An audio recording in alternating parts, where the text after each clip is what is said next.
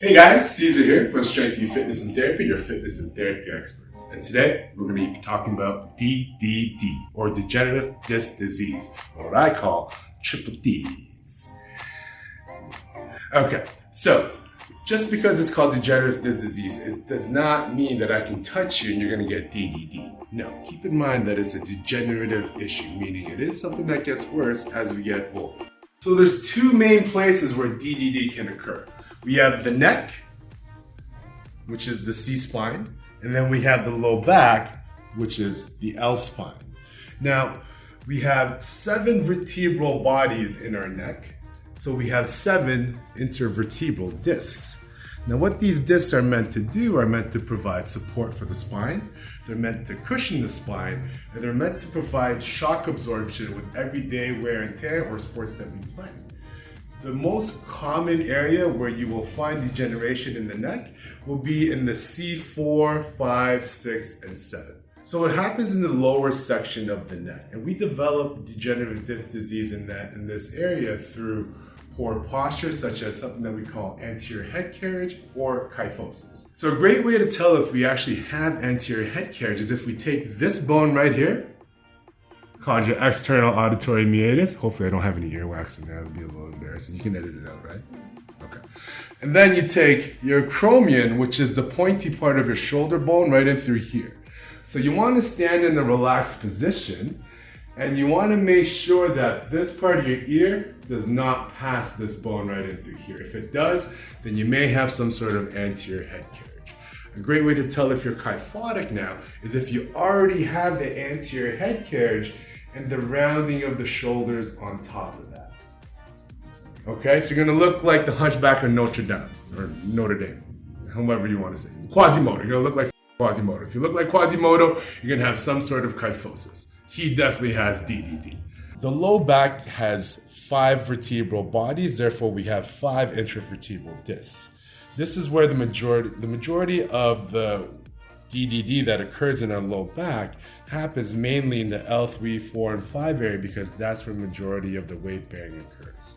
The vertebral bodies in the low back are a lot bigger than they are in the neck. And the reason for that is, again, that's where the majority of the weight bearing occurs, so naturally our discs are going to be a lot bigger in that low back region. So we develop DDD in our low back through postural issues, again, through something that we call lordosis, which is an excess curvature of our spine right in through here.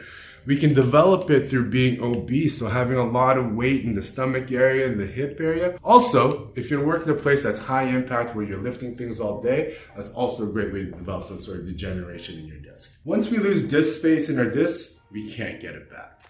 DDD usually shows as pain or stiffness in the spine. Now, prolonged DDD will actually lead to something that we call nerve compression. So you're going to get shooting pain going down your arms, you're going to get shooting pain going down your legs as well.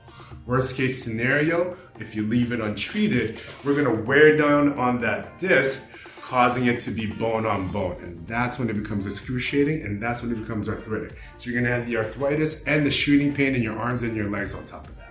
So obviously, regular exercise, keeping active is the best thing to do to help avoid getting something like degeneration in your disc. Now, just because you're healthy running 20K a day does not mean you're not susceptible to getting DDD.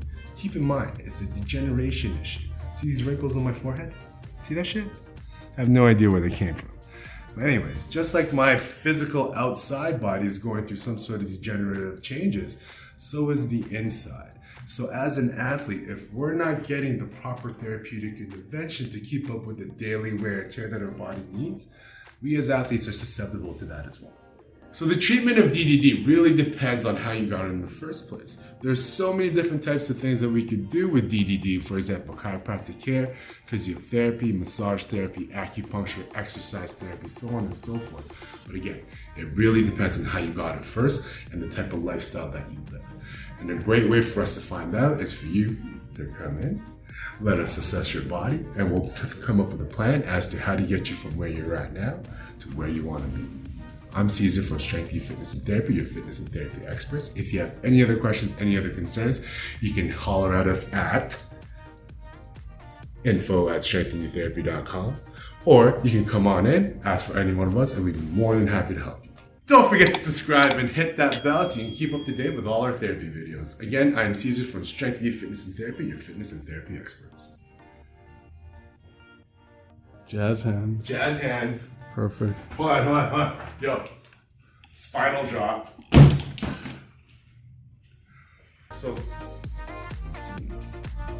Meant to provide cushion, and they're meant to provide support. No, I said support. Body repetitive. Can't take it from also don't forget to subscribe and hit that notification bell so you can get all the upcoming SNU therapy. Good enough.